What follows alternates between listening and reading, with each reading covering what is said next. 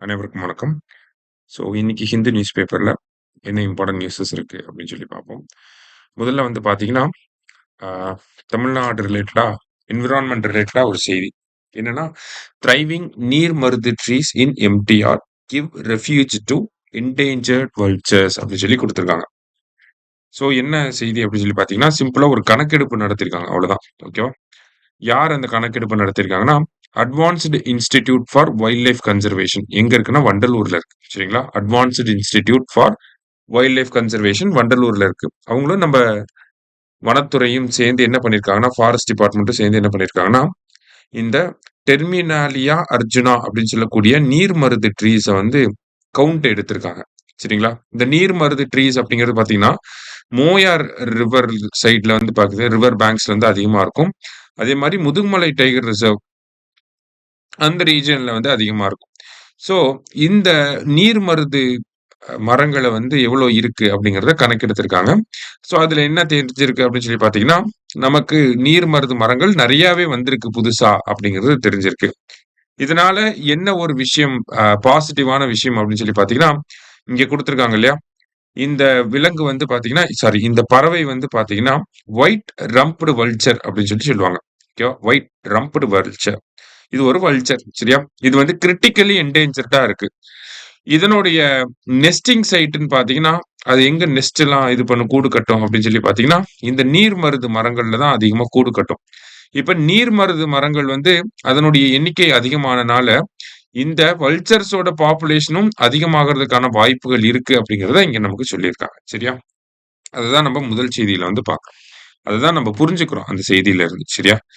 Right. அடுத்ததா வந்து பார்த்தீங்கன்னா, நம்ம முதலமைச்சர் இன்னைக்கு புதுக்கோட்டை, திருச்சி அங்கெல்லாம் வந்து சுற்றுப்பயணம் மேற்கொள்றாரு. அதுல முக்கியமான ஒரு நிகழ்வு இருக்கு. என்ன அப்படின்னு சொல்லி பார்த்தீங்கன்னா, திருச்சியில அன்புச்சோலை திட்டம் அப்படிங்கிறத லான்ச் பண்ண போறாரு. ஓகேங்களா? அன்புச்சோலை அப்படிங்கிற திட்டம் திருச்சியில வச்சு நம்ம முதலமைச்சர் லான்ச் பண்ண போறாரு. ஸோ அன்புச்சோலை திட்டம் அப்படிங்கிறது முதியவர்களுக்கான சீனியர் சிட்டிசனுக்கான ஒரு திட்டம். சீனியர் சிட்டிசன்ஸ் அப்படின்னு சொல்லி பார்க்கிறப்ப, இந்தியாவ பொறுத்தவரைக்கும் 60 வயசுக்கு மேல இருக்கிறவங்கள 60 வயசுக்கு மேல இருக்கிறவங்கள நம்ம மூத்த குடிமக்கள் அப்படின்னு சொல்றோம். எதுக்காக இப்ப மூத்த குடிமக்களுக்காக ஒரு திட்டம் தேவைப்படுது அப்படின்னு சொல்லி பார்த்தீங்கன்னா, நமக்கு தமிழகம், கேரளா இந்த மாரியான தென்னிந்திய மாநிலங்கள்ல மூத்த குடிமக்களுடைய எண்ணிக்கை அப்படிங்கிறது கொஞ்சம் கொஞ்சமா அதிகமாயிட்டே வருது. இப்ப மத்திய அரசாங்கத்தோட புள்ளியியல் அமைச்சகத்துடைய டேட்டா படி பார்க்கிறப்ப, மினிஸ்ட்ரி ஆஃப் ஸ்டாட்டிஸ்டிக்ஸ் வந்து ஒரு டேட்டா குடுத்திருப்பாங்க. என்னன்னா, 2031ஆம் ஆண்டு தமிழகத்துல மொத்த மக்கள் தொகையில 18.20% வந்து சீனியர் சிட்டிசன்ஸா இருப்பாங்க. அப்படின்னு சொல்லி ஒரு டேட்டாவ குடுக்குறாங்க. அப்ப நம்ப மூத்த குடிமக்களுடைய பாப்புலேஷன் அப்படிங்கிறது தமிழ்நாட்டுல கொஞ்சம் கொஞ்சமா இன்கிரீஸ் ஆயிட்டே இருக்கு. அப்ப அவங்களுடைய நலன்களுக்காக அரசாங்கம் சில திட்டங்கள பண்ண வேண்டியதா இருக்கு. சரிங்களா? சோ அந்த மாதிரியான ஒரு அறிவிப்பு இந்த வருஷம் பட்ஜெட்ல வெளியாயிருக்கும். அன்புச்சோலை மையங்கள் மூத்த குடிமக்கள் நலனுக்காக கொண்டு வரப்போறோம் அப்படின்னு சொல்லியிருப்பாங்க.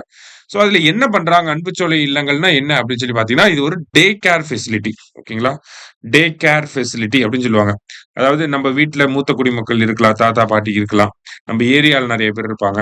ஸோ இவங்கலாம் என்ன பண்ணலாம் அப்டின்னா, வண்டி எடுத்துட்டோ, இல்ல பஸ்ல போயோ, அந்த அன்புச்சோலை இல்லங்களுக்கு காலையில போயிரலாம். டிஃபனு, மதிய லஞ்ச்சு, ஸ்நாக்ஸு, டீ எல்லாமே அரசாங்கமே குடுத்துருவாங்க. சரியா?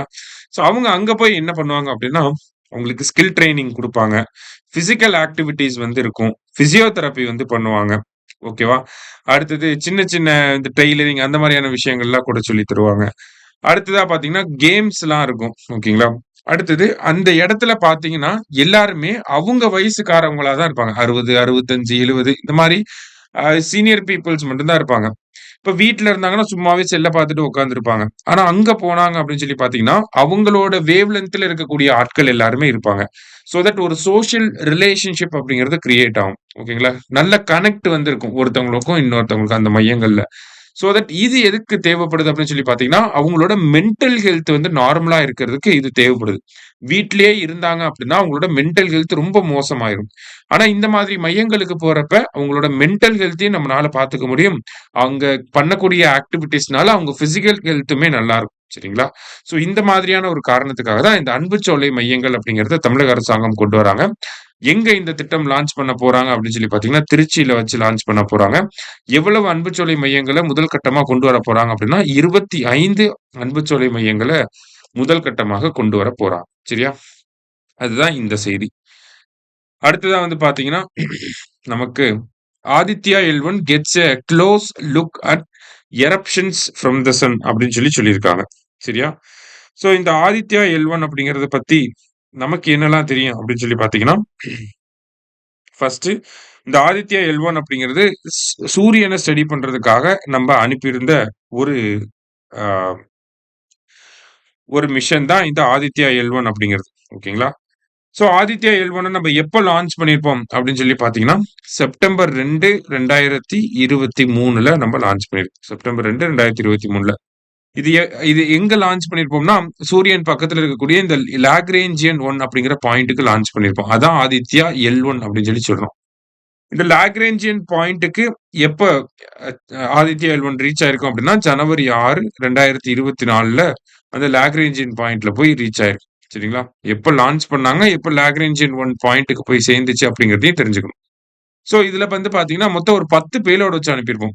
ஓகேங்களா? சூட், அ ம் சோலெக்ஸ், வெல்க் இந்த மாரி நெறையா பேலோட்ஸ் வந்து ஹெல் 1 ஓஎஸ் இந்த மாரி நெறைய பேலோட்ஸ் வந்து நம்ம வச்சு அனுப்பியிருக்கோம். கிட்டத்தட்ட 10 பேலோட்ஸ் வந்து இருக்கு. அதுல ஒன் ஆஃப் த பேலோடு பேர் என்ன அப்படின்னு பார்த்தீங்கன்னா, வெல்க் அப்படின்னு சொல்லுவாங்க. விஇஎல்சி ஓகேவா? விஇஎல்சி அப்படின்னா ஃபுல் ஃபார்ம் என்னன்னா, விசிபிள் எமிஷன் லைன் கொரோனோகிராஃப் அப்படின்னு சொல்லுவாங்க. ஓகேவா? விசிபிள் எமிஷன் லைன் கொரோனோகிராஃப் அப்படின்னு சொல்லுவாங்க. ஸோ இந்த வெல்க் அப்படிங்கிற பேலோடு என்ன பண்ணியிருக்கு அப்படின்னு பார்த்தீங்கன்னா, கொரோனல் மாஸ் எஜெக்ஷன்ஸ் இருக்கு இல்லையா? கொரோனல் மாஸ் எஜெக்ஷன்னா சூரியனோட வெளிப்புறத்துல வந்து பார்த்தீங்கன்னா, நெறைய வெடிப்புகள் ஏற்படும். அந்த வெடிப்புகள்ல இருந்து வரக்கூடிய எஜெக்ஷன்ஸ வந்து கேப்சர் பண்ணியிருக்காங்க. அத இந்தியன் இன்ஸ்டிடியூட் ஆஃப் ஆஸ்ட்ரோபிசிக்ஸும், நாசாவும் சேர்ந்து அந்த டேட்டாவெல்லாம் ஸ்டடி பண்ணிட்டு இருக்காங்க. ஓகேங்களா? ஸோ இதுதான் வந்து இந்த இடத்துல முக்கியமான ஒரு விஷயமா குடுத்திருக்காங்க. அதாவது முறையா very first spectroscopic observations of coronal mass ejections in the visible wavelength range அப்படின்னு குடுத்திருக்காங்க. ஓகேவா? ஸோ கொரோனல் மாஸ் எமிஷன்ஸ் அப்படிங்கிறத கேப்சர் பண்ணி ஸ்டடி பண்றாங்க அப்படின்னு நம்ம தெரிஞ்சுக்குவோம். இவ்ளோ டீட்டெயிலாவும் நமக்கு டிஎன்பிஎஸ்சில கேட்க மாட்டாங்க. கேட்டா இந்த மாரி டேட்ஸ் தான் கேட்பாங்க. சரியா? ஸோ இந்த மாரி ஒரு விஷயம் நடந்திருக்கு. அத நம்ம தெரிஞ்சுக்கிறோம். அவ்வளோதான். ஓகேவா? லாஸ்ட்டா வந்து பார்த்தீங்கன்னா, climate change imbalance in fertilizer use impacts soils organic carbon அப்படின்னு குடுத்திருக்காங்க. So Indian Council of Agriculture Research என்ன பண்ணியிருக்காங்க அப்படின்னு பார்த்தீங்கன்னா, நெறைய சாயில் எடுத்து டெஸ்ட் பண்ணி பார்த்துருக்காங்க. என்ன ஒரு பாயிண்ட் ஆஃப் வியூல டெஸ்ட் பண்ணியிருக்காங்கன்னா, சாயில்ல எப்படி நமக்கு நைட்ரஜன் அப்படிங்கிறது இருக்கு. அதே மாரி கார்பன் அப்படிங்கிறது இருக்கும். அத நம்ம ஆர்கானிக் கார்பன் அப்படின்னு சொல்றோம். சாயில்ல ஆர்கானிக் கார்பன் கன்டென்ட் எப்படி இருக்கு அப்படிங்கிறத ஸ்டடி பண்ணியிருக்காங்க.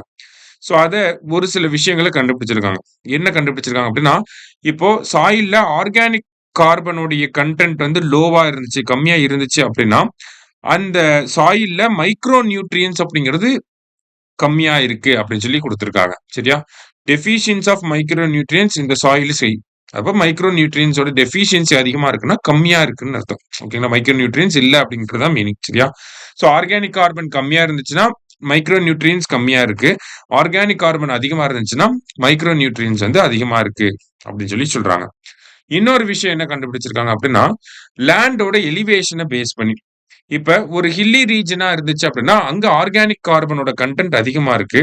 அப்படியே நம்ம ஹில்லுல இருந்து கீழ இறங்கிட்டே வர்றப்ப, ஆர்கானிக் கார்பனோட கன்டென்ட் கிராஜுவலா டிக்ரீஸ் ஆயிட்டே வருது அப்படின்னு சொல்றாங்க. 3வதா பார்த்தீங்கன்னா முக்கியமான விஷயம். டெம்பரேச்சர் அதிகமா இருந்துச்சுன்னா, ஆர்கானிக் கார்பனோட கன்டென்ட் கம்மியா இருக்கும். எக்ஸாம்பிள்க்கு ராஜஸ்தான், தெலுங்கானா அப்படின்னு குடுத்திருக்காங்க. ஓகேவா? டெம்பரேச்சர் அதிகமா இருந்துச்சுன்னா, ஆர்கானிக் கார்பனுடைய கன்டென்ட் கம்மியாகுது அப்படின்னு சொல்றாங்க. ஓகேவா? அதனால தான் இந்த இடத்துல கிளைமேட் சேஞ்ச் அப்படிங்கிற ஒரு வார்த்தைய இன்க்ளூட் பண்ணியிருக்காங்க. கிளைமேட் சேஞ்ச்னால நமக்கு குளோபல் வார்மிங் அப்படிங்கிறது ஏற்படுது. பூமி வெப்பமயமாயிட்டே இருக்கு. வெப்பம் அதிகமாக என்ன ஆகுது அப்படின்னா, ஆர்கானிக் கார்பனுடைய கன்டென்ட் நம்ம சாயில்ல இருந்து கம்மியாகுது. ஆர்கானிக் கார்பனோட கன்டென்ட் கம்மியாக மைக்ரோ நியூட்ரியன்ஸும் கம்மியாகுது. மைக்ரோ நியூட்ரியன்ஸ் கம்மியாகுறப்ப நமக்கு அந்த பயிர்களுடைய புரொடக்டிவிட்டி அப்படிங்கிறது கம்மியாகுது. இப்ப விவசாயத்தோட ஓவரால் புரொடக்டிவிட்டி அஃபெக்ட் ஆகுது. விவசாயிகளும் அஃபெக்ட் ஆகுறாங்க அப்படிங்கிறத நம்ம தெரிஞ்சுக்கணும். சரியா? ஸோ இந்த மாரி லிங்க் பண்ண ட்ரை பண்றாங்க இந்த ஆர்டிகிள். சரியா? ஸோ இன்னைக்கு நியூஸ் பேப்பர்ல இருந்து முக்கியமான விஷயங்கள பார்த்திருக்கோம். நன்றி.